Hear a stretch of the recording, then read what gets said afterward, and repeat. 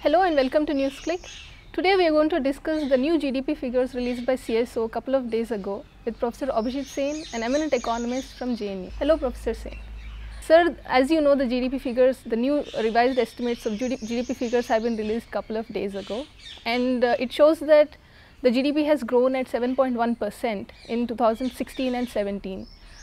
While this is this is a fall from the previous year's 8%, it still can be considered as a respectable growth rate. But considering that there are many indications of economic slowdown, as well as the fact that for 5 months the country has been affected by demonetisation, how realistic is the 7.1% growth figure? Let me answer this question in a slightly different way. When the 7.1% first came up was in the second advanced estimate of 2016-17, and more or less now that they have given the preliminary estimates for 2016-17, what they have essentially done is confirm that 7.1 for the year as a whole. Now, when it had first come out in the second advanced estimates, I think there was a lot of people who got very suspicious of what the CSO was doing, because essentially that set of figures suggested that demonetization had had no impact at all. And there were two types of reaction to it. One type basically said that there are faults in the measurement of the GDP, that is, the methodology is somehow deficient. And there was another set of people who went much further and said that CSO is cooking its figures. Okay? Just before these estimates came out, the latest estimates came out, two other sets of estimates had come out, and they were very important estimates. A new series of WPI with 2011-12 as base, and a new series of IIP again with 2011-12 as base. The IIP new series showed much higher rates of growth than the old series, and the WPI showed lower inflation than the old WPI series.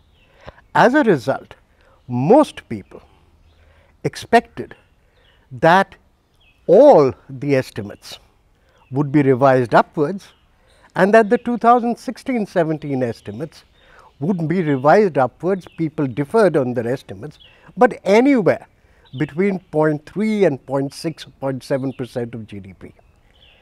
If that had been done, then basically you would have got a 7.4 to 7.7% GDP growth for 2016-17 as a whole.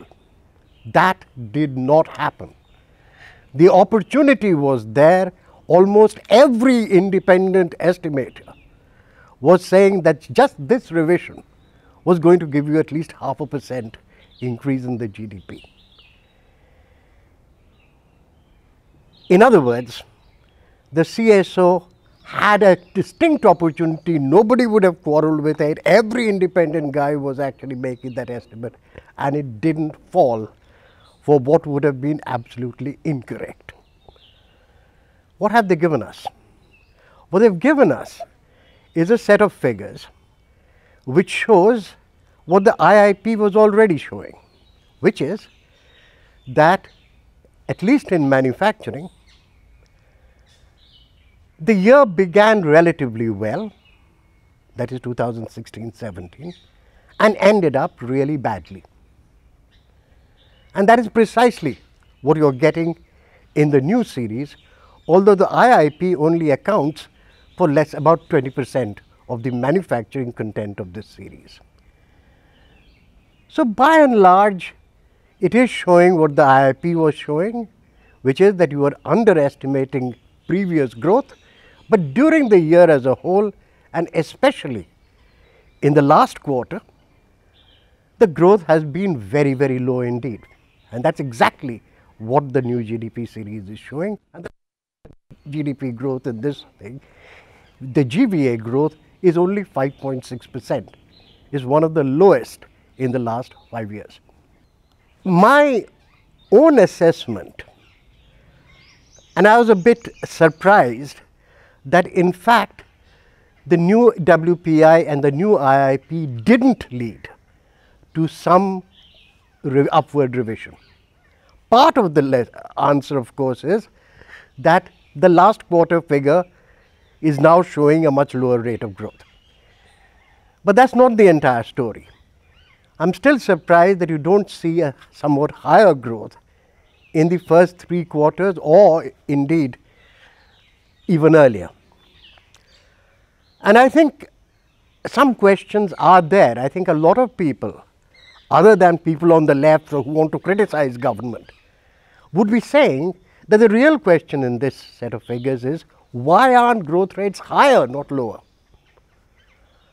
And I think that question does to some extent remain, but I think there are good reasons for it. One, WPI sector-wise moves very differently. And the sectors where actually the WPI rose rather than fell compared to the old series, the new one, are significant sectors like textile, mining and things. And once you actually do what you should, and I'm sure the CSO has done it, which is looked at the compilation categories separately, you get a somewhat different figure than the weighted average WPI that everybody gets. So again, I think the homework has been done, and I think what you are getting is the right type of numbers. There is another problem, or rather not a problem, but a difference between the old WPI series and the new WPI series. The new WPI series does not include indirect taxes. The old WPI series included indirect taxes. Now the adjustment, what adjustment they may have made for it, I don't quite know. But they clearly seem to have made some adjustment for it, and especially that comes out in the new figures for trade, because everybody expected that the trade figures would go up very substantially, growth rate figures, simply because of the downward adjustment in the WPI, and it didn't happen. Partly it may be to do with the proxy that they use for trade values, which is a sales tax mainly, but something has to do with either the weighting of the WPI itself or some assessment of what the indirect tax, how the treatment should be. I don't quite know about it, but as I said, let me make it very straight that the expectation was it would go up, not down, not because of demonetization, but because of the change in the new available 2 series. Now, given that, what do we find? What we find is something which is in line with more or less what we have expected with demonetization. In particular, we find that the one sector which everybody was convinced had been hit very badly by demonetization, which is construction, is actually negative in the last quarter. And that reflects the fact that cement production has been negative ever since October.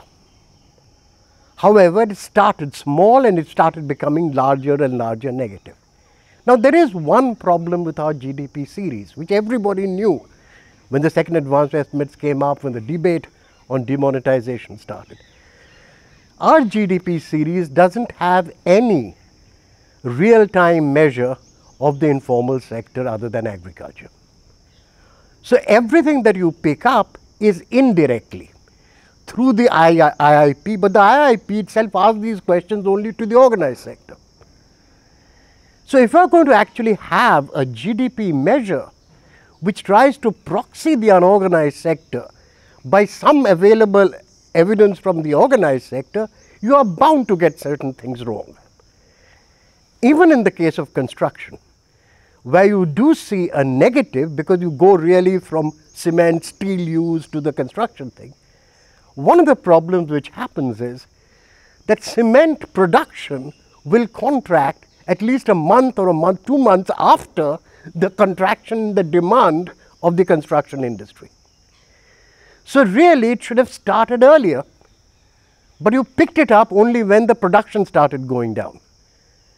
So that's one area, which is that certain indicators are not leading indicators. They are really lagging indicators, and you are relying on lagging indicators like cement production to see the effect on construction. But with a lag, it is picking up a significant decline.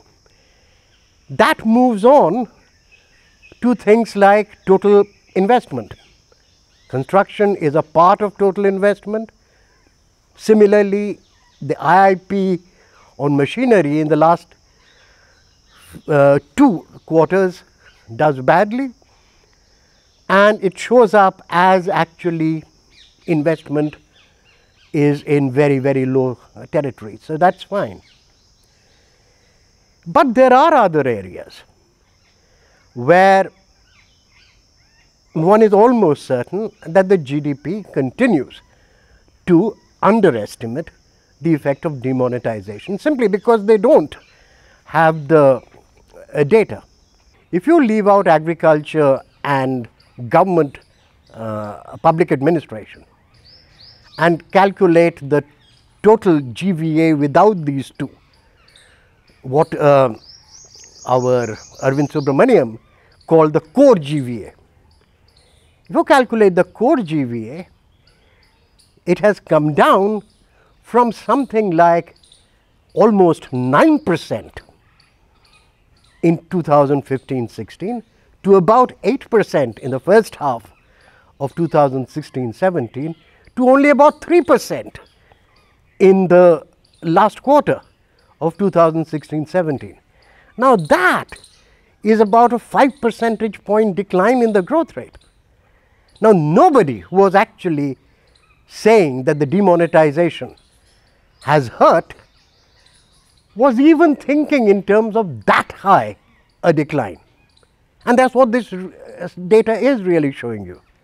So I don't think it would be correct to say, what is it that the CSO are doing wrong? We know what it is. That is, we don't have good measures of the unorganized sector. But are they cheating?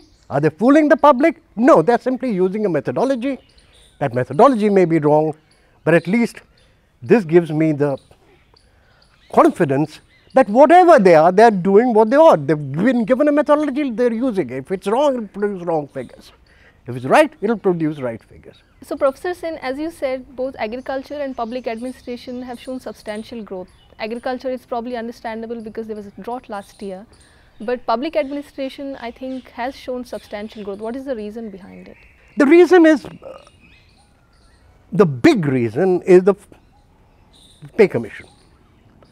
The way public administration is measured is total expenditure on basically pay divided by the WPI.